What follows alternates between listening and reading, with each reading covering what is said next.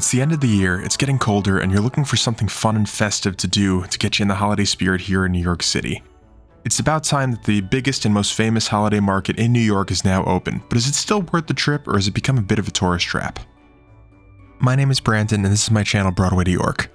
I make content on the best restaurants and experiences all across New York City as well as around the world. So for more content like this, like, subscribe, and follow me on social media. So let's dive in. Is the Bryant Park Winter Village in New York City still worth it in 2025? So maybe you're a local, or maybe you just flew across the entire world to come here to New York City. There's a lot to see, but you're wondering if you have time to fit in the Winter Village, and whether or not it's worth it to bump something off from your itinerary to make it fit.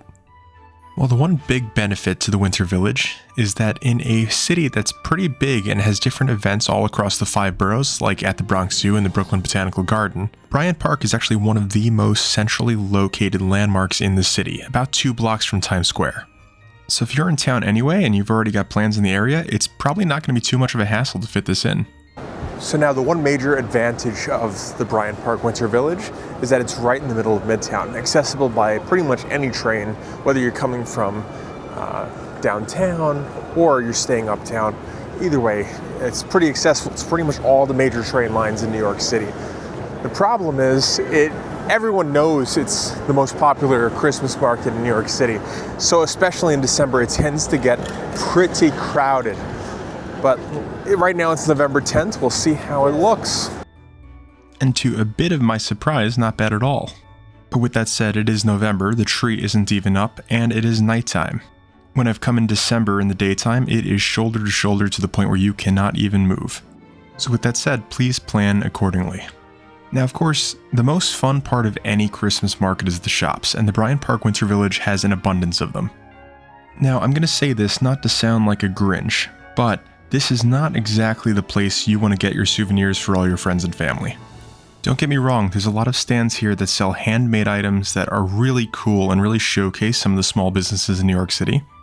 But it's worth noting that even renting one of these stands as a business for the duration of November and December can run you somewhere between $20,000 and $40,000, and that's information as of a couple years ago, so it might even be higher now. The point I'm trying to make is that while the items that are being sold here are really cool, the businesses are charged a lot of money to set up here, so they have to price their items accordingly, so just be ready for that. The overall format of the market is pretty straightforward, and you can enter the park and pretty much go around the entire market in a circle, and then when you're ready, head to the middle for the ice rink and basically where everyone hangs out. As you walk around the outer layer of the market, you come across different types of shops, and the things that you find at these shops can range from homemade glassware to things like posters and crafts from local artists. So if you don't mind spending a little bit of money, you will find something cool as a souvenir. But as you move on to the other side of the market, you'll find more of what you see on Instagram and TikTok. The food section of the market, which as you see is not immune to the price hikes that the rest of the market has seen, actually has a really diverse offering in terms of what you can get.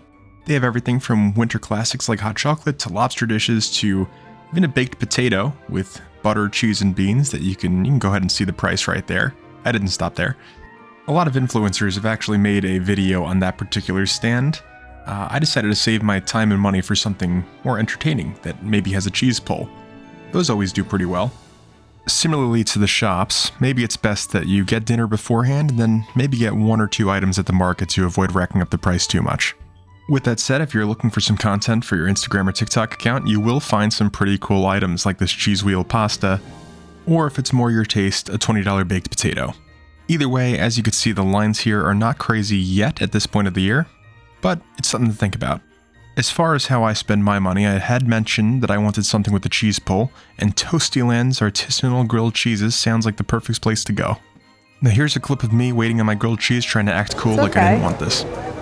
Well, we just paid $17 for a rainbow... We just paid $18 for a rainbow grilled cheese, so I hope you're all happy just for the viral clip.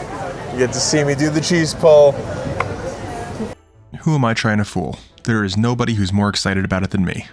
Now, despite a concept that's somewhat gimmicky, it does seem like they made all of their food to order, which means there was a short wait, but it's better than getting something that was pre-frozen.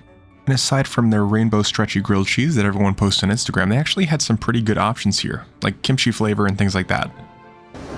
You know, I actually have ice skated here before. I brought my own skates and everything after school. And it was fun, it was a good time.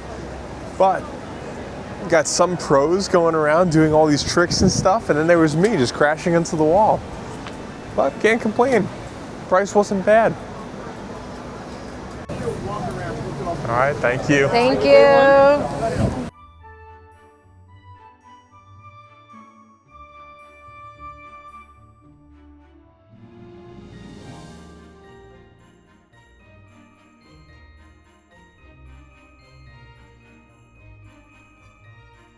Worth every penny of that $18.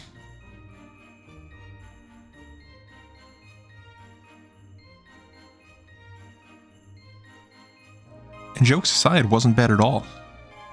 So as I had mentioned, the shops run along the perimeter of the park, and then when you're ready you can head towards the middle where you have the ice rink.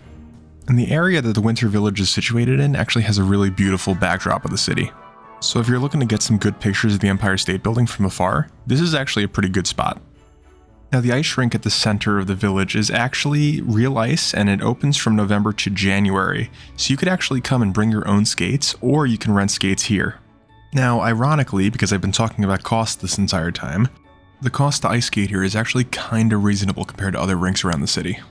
Especially when you're considering that you're in the middle of probably the most famous winter village in New York City under the backdrop of the Empire State Building.